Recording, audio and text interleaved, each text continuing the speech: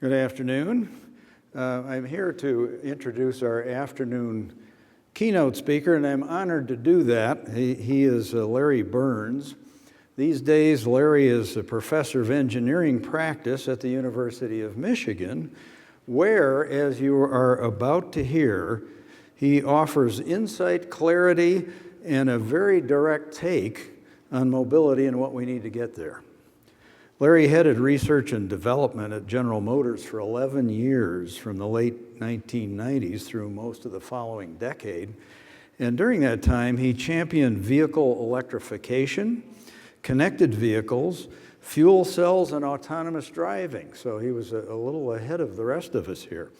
Larry blends an engineer's understanding of those technologies with a singular ability to talk about them in ways that even I can understand. He's a member of the National Academy of Engineering, a director of the Roundtable on Sustainable Mobility, and author of Reinventing the Automobile, Personal Urban Mobility for the 21st Century. Ladies and gentlemen, Larry Burns.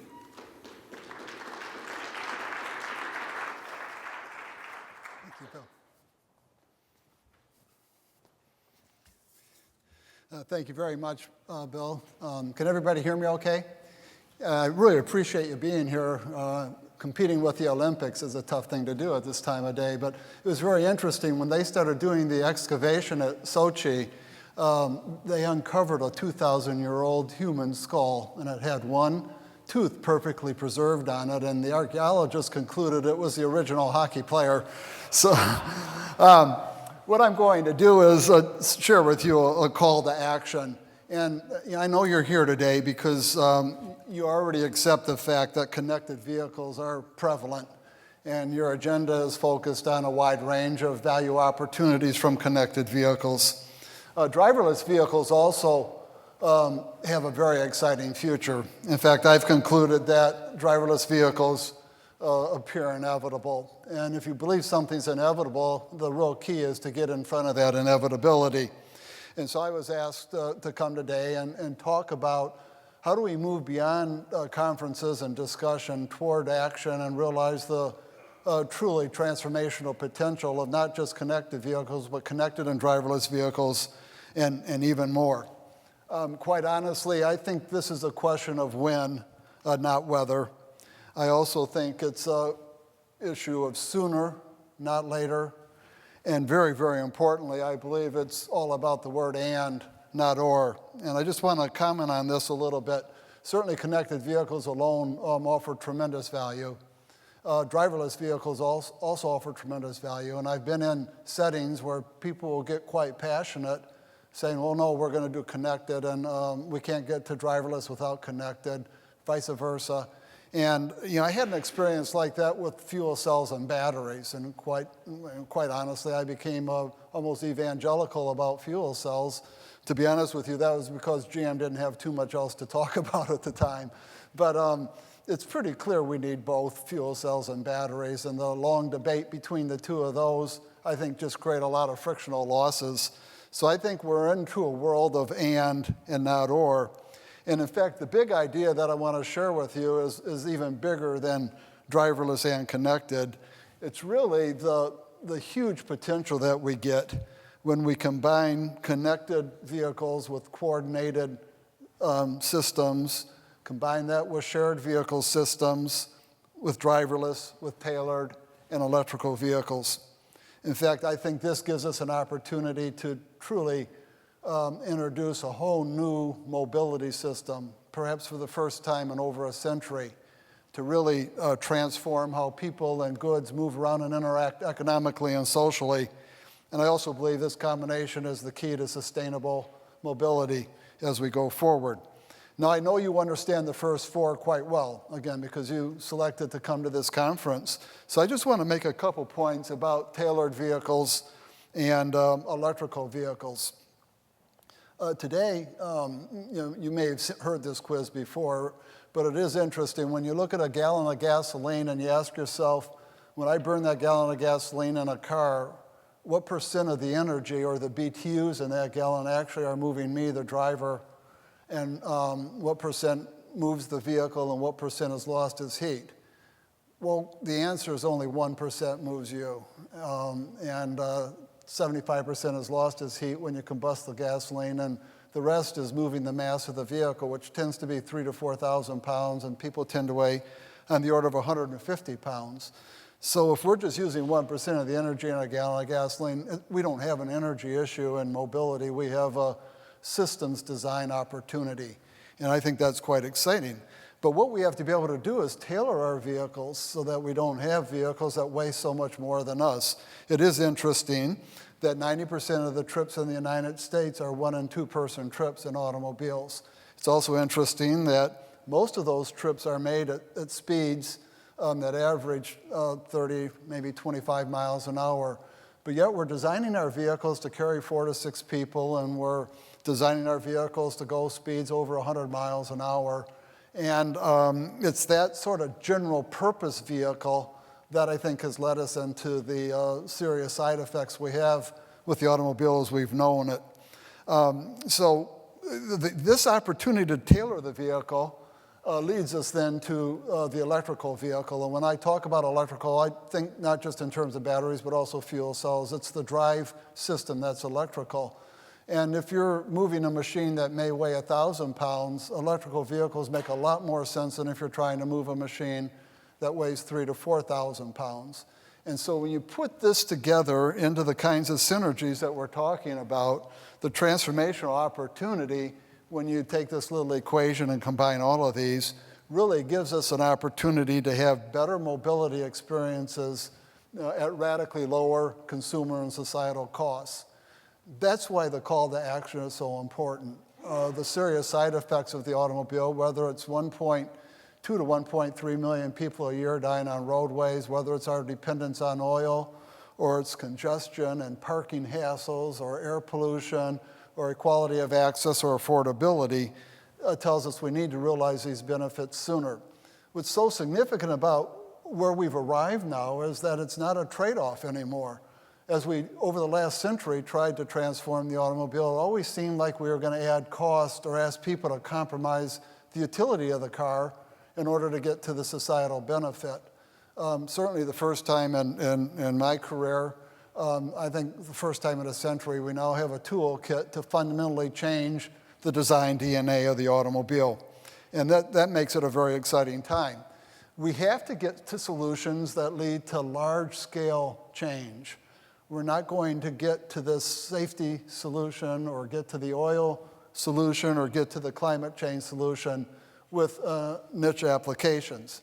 With that said, I do want to compliment Corey for what he's doing, because most strategists would say the way to get change to take place is to think big. That's what I'm going to do today. Start small. That's what his company is doing, and learn fast. And so that's really why we need to get out and start doing things for real. And what we need to target is this magic moment. I call this a market tipping point, where the value of what we have created is greater than the price. And when that happens, people want it. They're willing to pay the price because it's more valuable than what they're paying. And the cost is lower than the price. And when that happens, companies want to supply it because they can make money. And it's this tipping point that we really need to be striving for and targeting with this collection of capability that we have when we put it all together. Yes, thinking about the world in 2050 is helpful, but also it can be paralyzing because the journey seems so long. But what we need to do is really get to this tipping point. So let me talk about this a bit more. Let's first talk about value.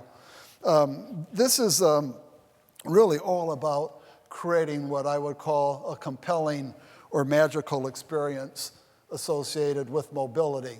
So I might ask, how many of you would like to have the following kind of experience? Let's say you're at your office, you need to go to a restaurant in a busy community. You use your handheld device to summons a ride. You hail the vehicle very quickly and conveniently, selecting from a menu of your favorite destinations. The vehicle is on its way. It's assigned to you securely. It arrives in an estimated amount of time, typically within a couple of minutes, and you're given status on that. It's not like the ambiguity of hailing a cab in a city. When it arrives to pick you up, there's a security code that allows you to unlock the doors and you get into the vehicle. And then that vehicle takes you without you having to spend your time driving to your destination. It gives you information along the way. It tailors your experience in terms of the personalized information you would like to receive or the entertainment. And while en route, it gives you a status. It summarizes your account. It bills you automatically. And then once it drops you off, it moves on to serve somebody else nearby who's requested a ride. And that's the kind of mobility system that we believe is now possible. It really gets at the heart of why the automobile has been such a dominant mode of transportation. And that's because of the freedom and spontaneity and responsiveness that the car provides.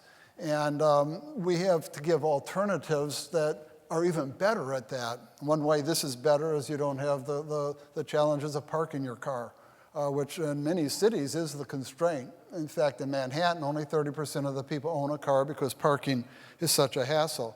So now let's talk a little bit about this cost. I mean, cost is an interesting phenomenon, and having spent a big part of my career at General Motors and having lived through some very tough years in 2007, 2008, 2009 when we went bankrupt, I was very cost sensitive. In fact, I was on a trip one time.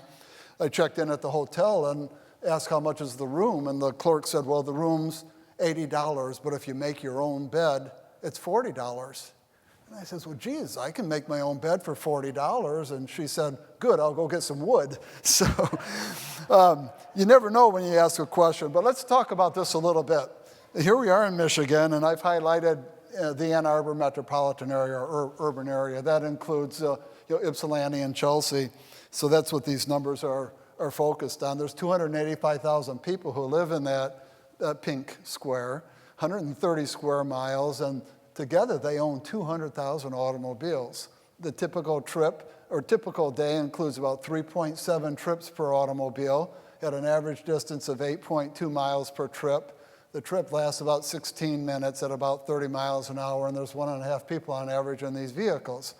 And the vehicles, as a result, end up being used about 60 minutes a day, or about 4% of the time. Stated another way, 96% of the time they're parked.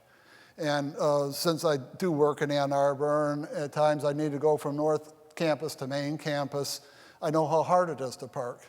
That short little trip, I usually allow 45 minutes because I'm just not sure I'm going to get a parking spot. So we ask ourselves, what if instead we had a fleet of shared vehicles? And these vehicles, we had enough of them to meet all of that travel demand. And that we were going to have the fleet large enough so that wherever you are in Ann Arbor and you're requesting a ride, the vehicle would arrive in less than 5 minutes. And you could do that spontaneously. And furthermore, that we wanted to coordinate matching a vehicle with the demand for a ride such that the miles that the vehicles moved empty was about 5% of the total miles they operated. What might that system look like? Well, it turns out when you model this and do all the analytics, you could have 18,000 shared driverless vehicles, could provide the same mobility within Ann Arbor as these personally owned vehicles.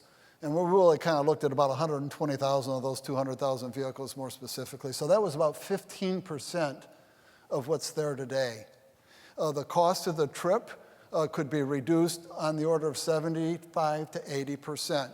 Now, what you see on the far bar is AAA's estimate of the out-of-pocket cost of an automobile owning it and operating it 10,000 miles a year. The second bar is the same cost, 15,000 miles. So that's depreciation and interest and maintenance costs and fuel costs. It does not include parking.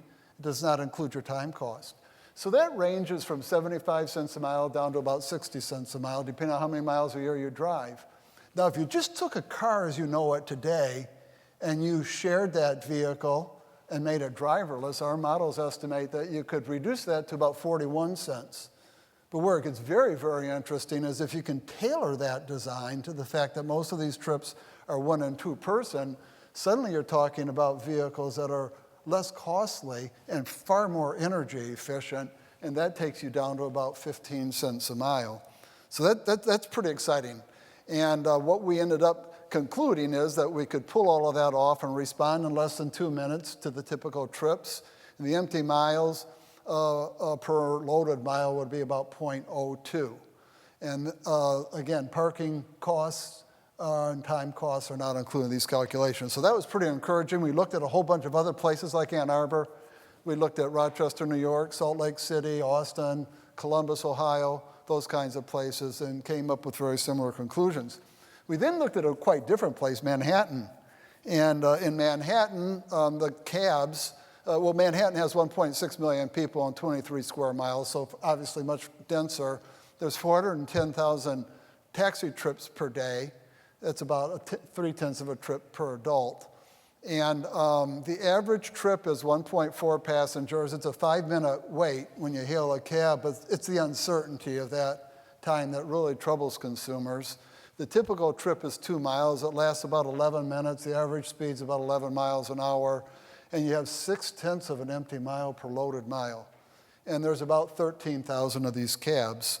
So that's kind of interesting. When we did our modeling and we introduced a fleet of 2-person and 4-person shared driverless vehicles, our analytics would suggest we needed 9,000 instead of 13,000. We could take the cost per trip from $7 down to $1. And we could improve the response time from 5 minutes down to 1. And we could reduce the empty miles from 0.6 of an empty mile per loaded mile down to 0.05. So these are pretty exciting results from a cost standpoint. What about price? How much could we charge for a system like this? And this is where this gets very, very interesting, because today the roadway transportation system really is based on companies investing capital and engineering expenses to develop vehicles to sell to you as a personally owned vehicle. Companies sell gasoline then to you for your vehicle, and insurance companies sell you insurance. These are huge industries that have been around a long time. Tomorrow, the business model is also going to include companies that sell miles, trips, and experiences. And to put the significance of this in perspective, Americans travel about 3 trillion miles a year. And the 3 trillion miles presents an enormous business opportunity. If you could just make a penny per mile, if that's all that you did, you'd make $30 billion a year. Now, that's Apple and ExxonMobil type profitability. You might say, come on, Larry, that means you're going to get 100% market share, you're going to make a penny off of everybody. Probably not going to happen, which I agree with.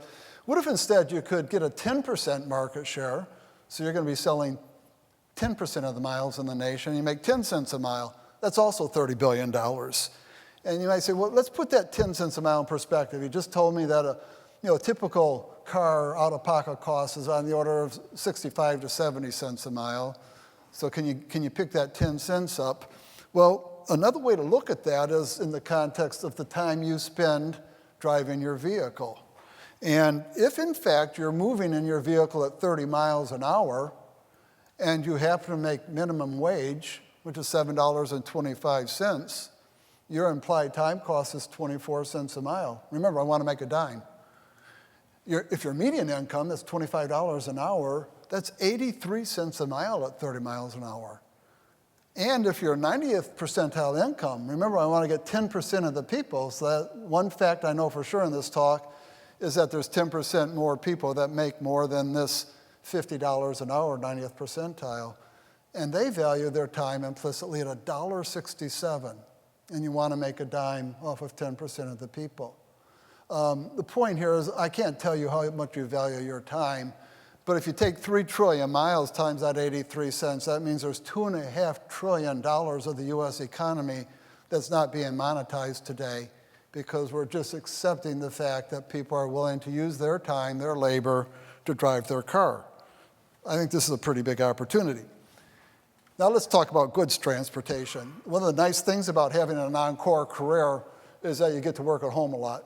And so I have a nice little home office, and I'm home, and I'll hear the doorbell ring, and it's UPS. An hour later, I'll hear the doorbell ring, it's FedEx. A little later on, the Postal Service person will show up.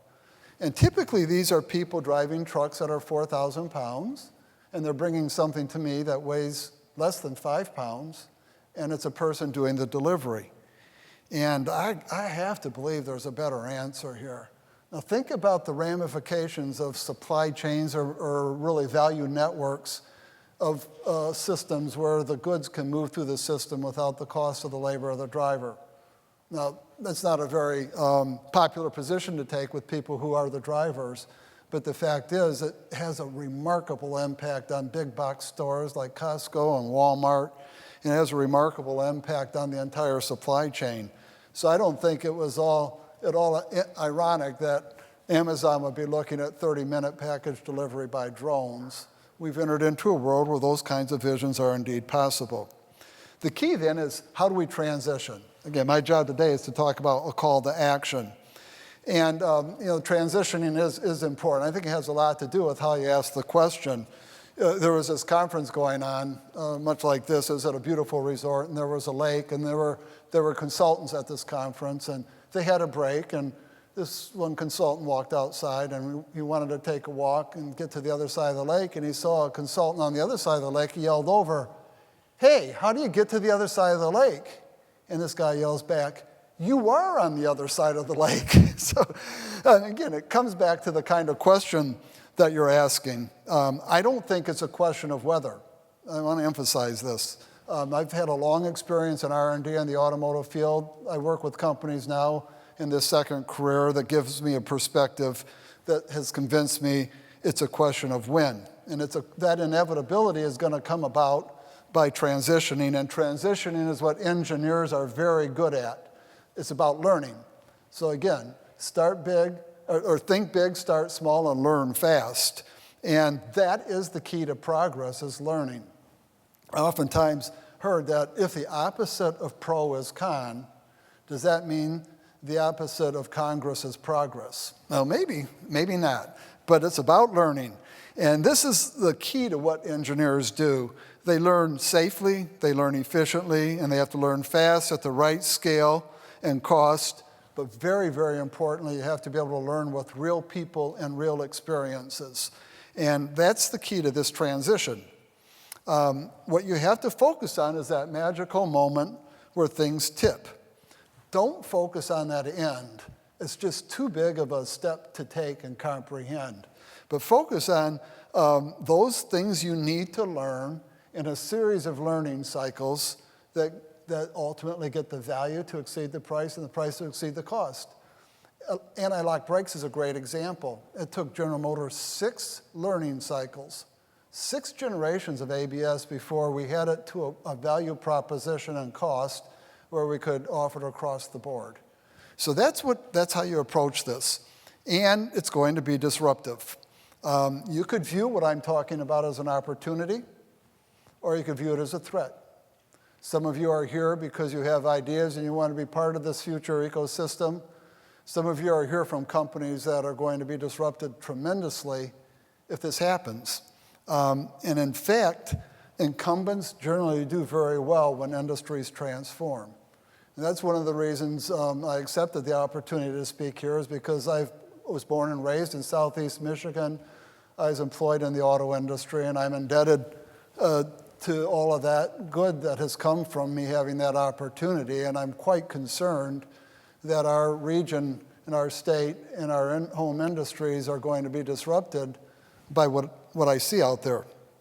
Even if there's a 10% chance that the future that we're talking about is going to come true quickly, it has huge ramifications.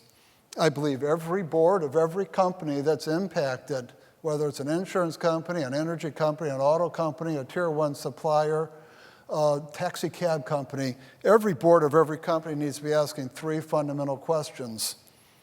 Is this future real? We know connected vehicles are real. There's great value being created from it. No kidding. Can a car drive itself? It's sort of like a mother talking to her little daughter one night when she was reading a fairy tale, and the little girl said, "Mommy, do all fairy tales start with once upon a time?" And she said, "No, some of them start with if I'm elected." Anyhow, is it real? The second question, if it is real, when? Now, I've heard answers to the questions, when will a car be able to drive itself? Within a 5-year window.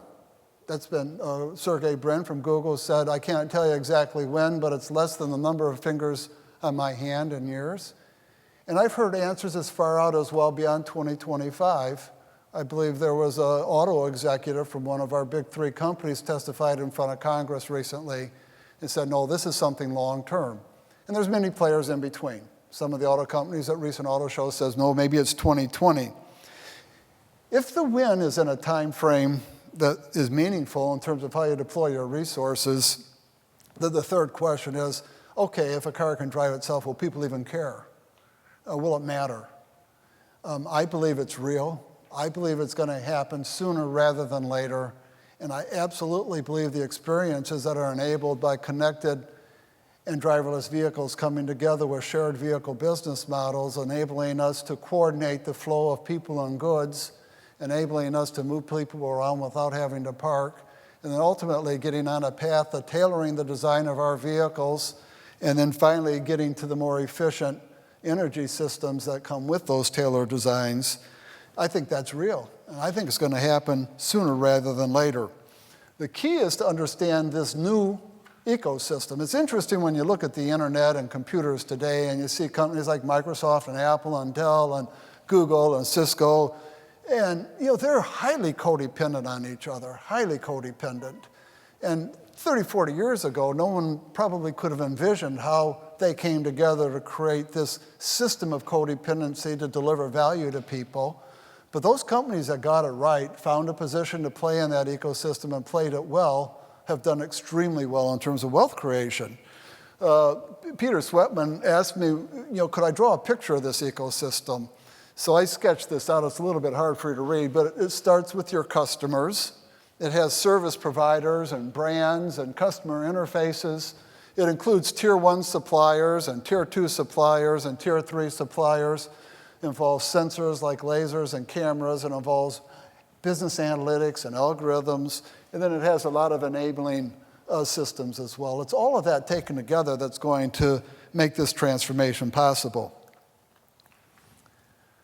I want to close then by talking about risk, because I've also been in settings where we have a lot of people that come together and they have important jobs. They work for regulators, or they're important industries. They are lawyers that protect people who've had things happen to them. By the way, how many people here are lawyers? Okay, if there's 2 lawyers hanging from a cliff by their fingertips and you can only save one, would you go to lunch or read the newspaper?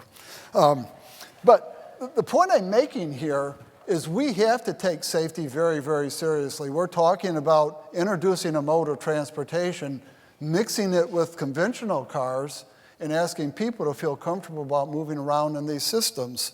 There are risks, there's no question about it, but the catch-22 is you can't solve those risks without doing it for real. Yes, we need proving grounds and we need laboratories because that's going to help us, but ultimately this has to be done on real roads in real situations. It's a very long tail of things that happen in the real world that these robots are going to have to be able to comprehend and manage. You're only going to discover them by doing it for real. So I think one of the big opportunities is to be thinking about risk management in a more proactive way. I was talking with my daughter earlier today. Imagine if the first person who thought they could do open heart surgery was told, you can never try it until you know it works. Think how many lives are being saved because those skills exist today, and think of what some of the risks were to some of the initial patients who went through that. And we have to think about these opportunities that way. Why? Because if we can get to this end potential 1 year sooner, the people who are experts in traffic safety and who understand these technologies are telling us we can reduce fatalities on the order of 90% through these classes of technologies. And there's 33,000 people a year dying on roadways. So if we can get there 1 year sooner, it's 30,000 lives.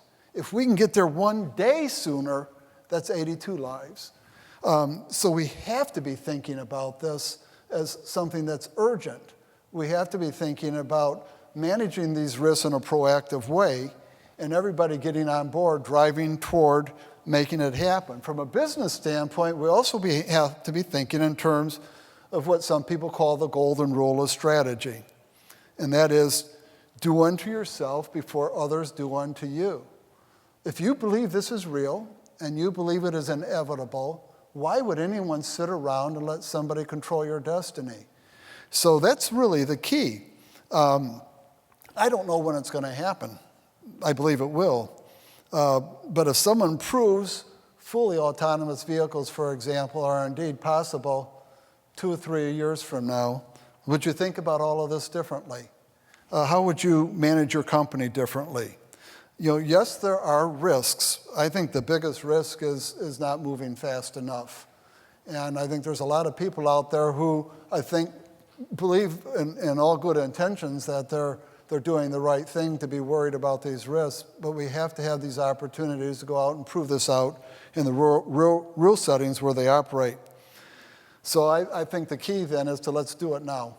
I applaud all of you for being interested in this, and I know many of you talked about initiatives, whether it was Sue Zielinski or Corey's presentation, where real things are happening, or the safety pilot in Ann Arbor, and those are examples of extremely important steps going forward.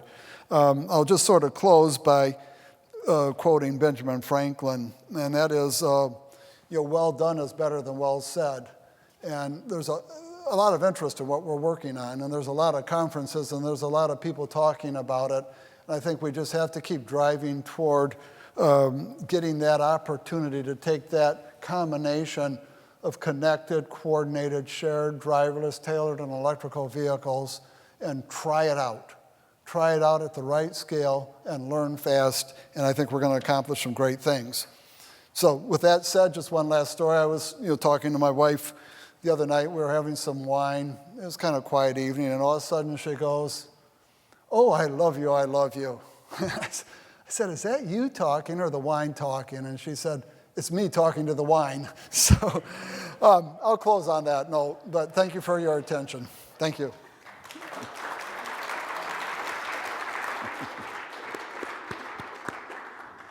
Larry, thank you. One quick question before you go, and that is this. You paint a very compelling picture and reason for the kind of mobility advances we've been talking about today. The one thing I'm wondering about is, where does the consumer fit into this? How do you get them to move along into what is really a pretty radical change in their mindset about transportation? I think the only way you can get this in front of a consumer is to do it for real. I had jobs at General Motors where we did a lot of market research. We had some of the big ideas. Quadristeer was an example. And we did market research and we asked people, would you like the turning radius of your truck reduced by this? Oh yeah, what would you be willing to pay? Oh, $3,500, we launch it. And no, the dog didn't eat the dog food. So the only really way to get the consumer involved is let them try it. And I think that's really behind some of the things that Apple did so well. Is I don't think Apple concluded that we all needed these handheld devices because they did market research. I think they concluded it because someone had a great vision for what was possible. It's like that baseball movie, if you build it, they will come. And I think that's what we have to do, is let people experience it. I've had the privilege of riding in cars that can drive themselves. You may have noticed from my bio that I advise Google, so I'm out in Mountain View about once a month, once every other month. I ride on 101 in vehicles that can drive themselves, and it's a remarkably pleasing experience. So we have to give everybody a chance to do that. Okay, great. Thanks you. Thank you. Thank you, Bill. Thanks again, Larry, for joining us today. We'll be back in a couple of minutes. Thank you.